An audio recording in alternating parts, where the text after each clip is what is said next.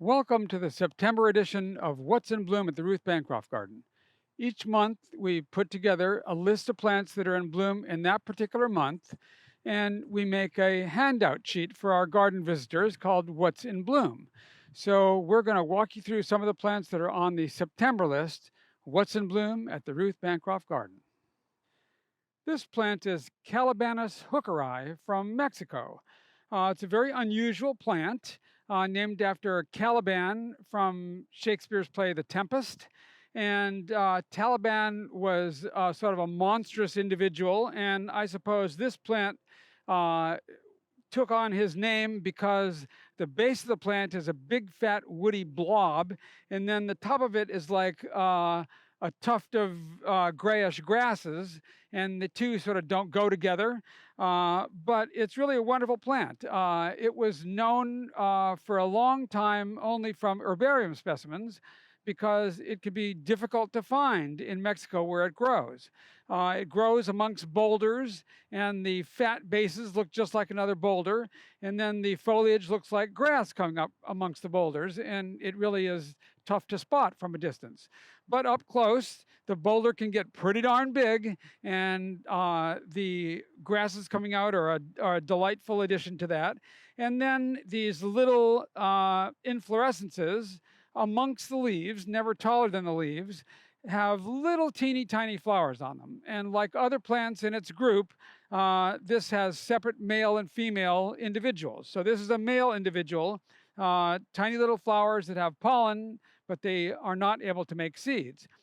Kind of too bad because the female plants make red berries that are quite attractive when they come ripe. Uh, Calibanus is an easy plant to grow and a very drought tolerant plant and a delightful plant, but you really have to get in close to see those flowers because they're quite tiny. Calibanus hookeri. It should be noted that some authorities place Calibanus in Nolina. It's in the Nolina family, clearly related to Nolina, but the DNA seems to show that Calibanus is in the middle of the clade that has Nolina. So it should be renamed as Nolina hookeri, but that really has not caught on yet in horticulture. This plant is a plant from Central Asia named Ephedra regeliana, or the synonym Ephedra pulvinaris. So it is a low-growing, mat-forming plant and a very tough plant. Comes from Central Asia where the temperatures can be well below zero, so it's a very cold-tolerant plant.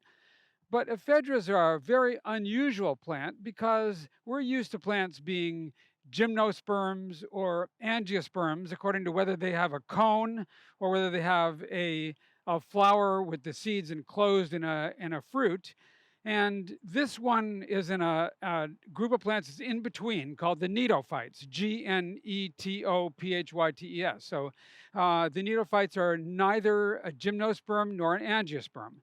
And so in this case, the fruits, or you might consider them to be cones, are little orange berry-like fruits that adorn the plant this time of the year. And there's really quite a lot of them on here.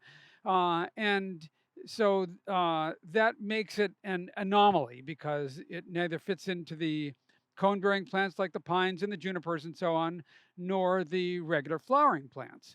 But ephedras do occur on numerous places in the world. They're common in Eurasia, and they occur in North Africa, and in Western North America and Western South America. And this is one of the Asian ones. Ephedra regeliana, or synonym Ephedra pulvinaris. Here we have a plant called Beaucarnea recurvata.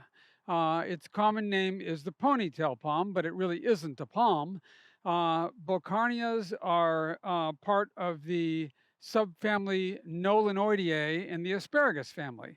And they occur in Mexico and southward into Central America. So this one is the most commonly grown one and actually common as a house plant.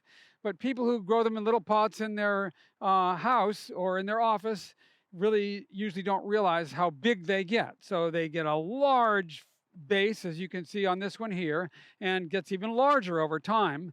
And when they come into flower, they have these spires of many, many tiny flowers. This one's in full bloom now, and the flowers are very attractive to bees, which are visiting the plant as I speak. Beaucarneas have separate male and female plants, like their whole group does. And in this case, this is a male plant. So it has pollen on it that the bees are busy gathering, but it is not able to make seeds because you need the female plant for that. Beaucarnea recurvata is an easy plant to grow, but not all that cold tolerant. We have it growing here underneath a tree where the cover of the tree overhead gives us some winter protection, but it can get damaged in an exceptionally cold year if the temperature gets down below 25 degrees. Beaucarnea recurvata is much the most common one in horticulture, but there's quite a few other species that are all wonderful, and they grow sometimes in a forested area or sometimes in a desert area, a wide range of growing circumstances. And in the case of this one, it grows amongst trees, and so the plant takes a long time before it gets tall enough to emerge above the canopy and get full sun. So it can take quite a bit of shade for many years before that happens. Beaucarnea recurvata. Puya is a large genus in the bromeliad family. The bromeliads occur both in North America and in South America, but are at their greatest concentration in South America, which is presumably where the family originated. And the Puyas mostly follow the Andes. So from Chile and Argentina in the south up to Colombia in the north, with one outlier in Central America. But this is one of the Andean ones, and it occurs in Bolivia and Peru and Ecuador. And it's really quite a variable plant. The name Puya ferruginea refers to the rust color of the bracts, as you can see on the inflorescence here, which contrasts wonderfully with the green of the flowers themselves. The range of this plant is quite extensive, and so is its variability. So the bright green flowers we have here aren't always the color of the flower. Some flowers in some places are longer and danglier and more yellowish, but these ones are really a vivid green, and the contrast between the rust color of the fuzzy bracts and the green of the flowers is really quite wonderful. Puya ferruginea is not common in cultivation, but it's done quite well for us here at the Ruth Bancroft Garden, generally flowering in the latter half of the year. Puya ferruginea. The palm I'm standing in front of is Brahea armata, the Mexican blue palm, and it comes from Baja California.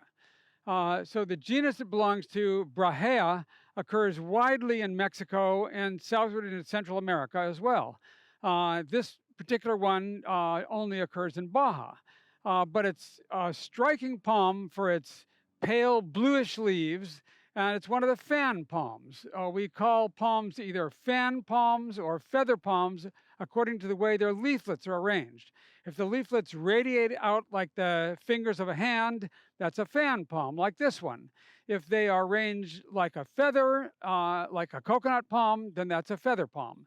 So the fan palms are a large group and a diverse group and occur in many areas, but the Braheas in particular are especially abundant in Mexico. Brahea armata is an easy plant to grow, although it's not all that fast growing, and a spectacular plant. We can see it in flower now with the inflorescences arching out from the head of leaves and dangling downward, and also visible are the fruits from last year's flowering, so they are quite long-lasting. Brahea armata. Here we have a bulb called Drimia media.